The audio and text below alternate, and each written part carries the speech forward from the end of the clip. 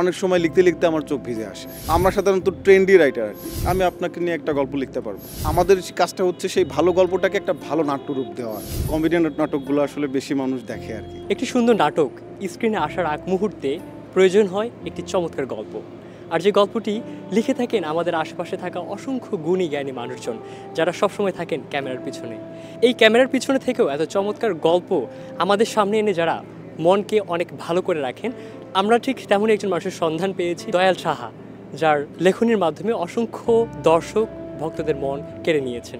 আমরা একটু তার সাথে কথা বলবো এবং জানতে চাইব তার ভবিষ্যৎ পরিকল্পনা। নাট্যাঙ্গনে আপনার লেখা অসংখ্য গল্প অসংখ্য দর্শকের মন ছুঁয়ে যায়, এটা আপনার ব্যক্তিগত জায়গা থেকে কতটুকু ভালো লাগার কারণ? 2017 সালে আমার আগস্টে প্রথম নাটক অনিয়ার যায়। শ্রদ্ধেয় অপূর্ব ভাই আমার নাটক অভিনয় করছিল। তো আমার প্রথম থেকে একটা ইচ্ছা ছিল যে আমি যে নাটকটা লিখব সেটা যেন বহু মানুষ দেখে আর কি, এবং সেই মানুষগুলো দেখে যেন আমাকে একটা ফিডব্যাক দেয়। সাধারণত এই ফিডব্যাকটা রাইটাররা পায় না আর কি, এটা পায় সাধারণত হচ্ছে আর্টিস্টরা আর কি।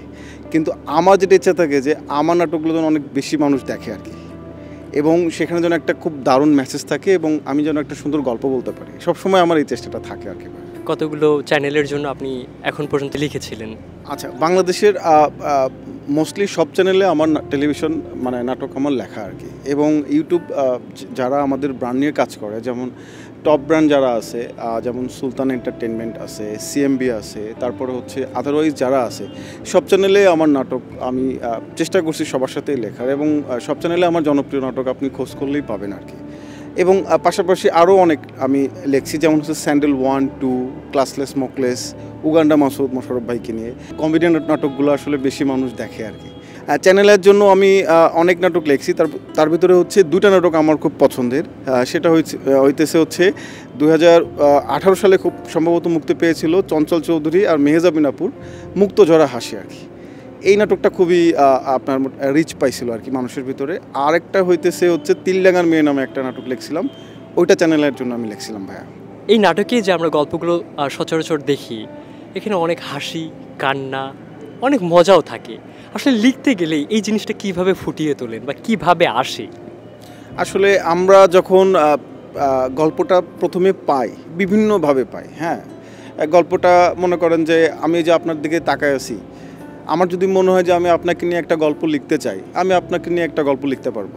হ্যাঁ, তো এরকম অজস্র সময় মনে করেন যে আমি একটা জায়গায় যাইতেছি, একটা মানুষকে দেখলাম, কিংবা আমি হঠাৎ করে ঘুম থেকে উঠলাম, আমার কাছে একটা গল্প আসলো আর কি, তখন আমি ওইটা লিখে রাখি গুগল ডকে, এরপরে আসতে ওইটা একটা নাট্যরূপ আমরা দেওয়ার চেষ্টা করি। তবে নাট্যরূপ দেওয়ার সময় যেটা হয়, যেটা মনে করেন যে আমার একটা ক্যারেক্টার কানতেছে আর কি, তো আমারও অনেক সময় লিখতে লিখতে আমার চোখ ভিজে আসে। বান্ডেল থাকলে প্রতি সেনমানিতে টাকা বাঁচবে। বিকাশ সেনমানি বান্ডেল কিনে জিতুন প্রতি লেনদেনে। এরপরে দেখা যাচ্ছে যে একটা রোমান্টিক ডায়লগ আমি যখন লিখতেছি, তখন আমারও মনে হয় যে ওই ক্যারেক্টার থ্রুতে আমিও আসলে ওই রোমান্টিক ওই জোনে আসি আর কি। তো সবসময় আমাদেরকে কিন্তু ওই জোনে থাকা লাগে আর কি।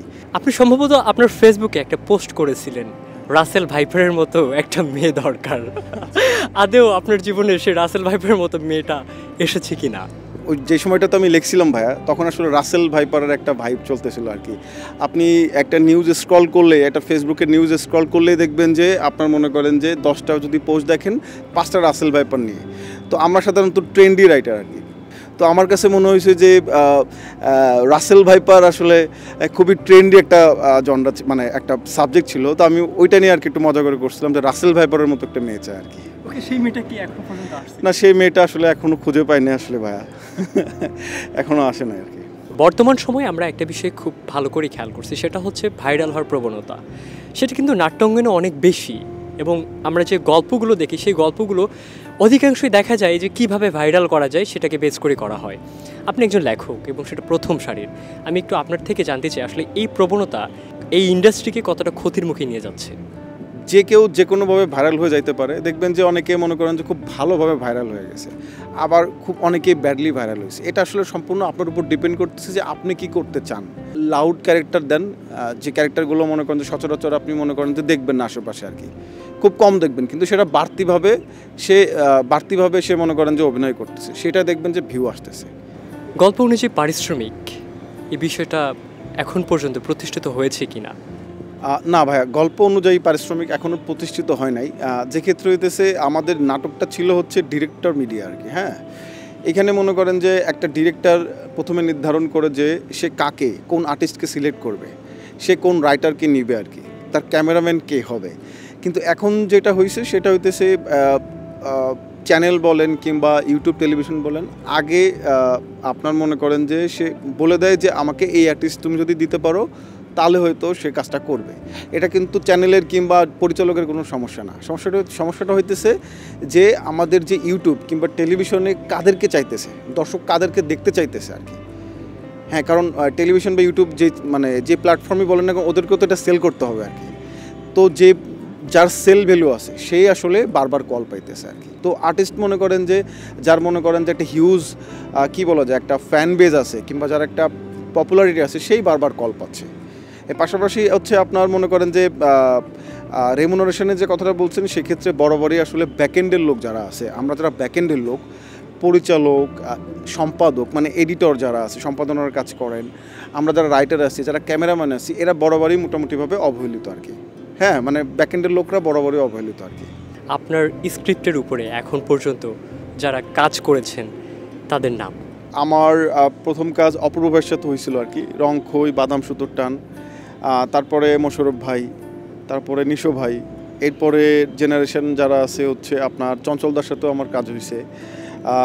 রিসেন্টলি কাজ হইতেছে আপনার তৌসিফ ভাই, জবান ভাই, আরশ ভাই, মোস্টলি সবার সাথেই আমার কাজ হয়েছে আর কি। মুশফিক ফারহানের সাথেও আমার কাজ হয়েছে আর কি। ভাইয়ের ভবিষ্যৎ পরিকল্পনা কি? ভবিষ্যৎ পরিকল্পনা আসলে সিনেমা লেখা, ওয়েব সিরিজ লেখা, আরও ভালো ভালো কাজ করা আর কি।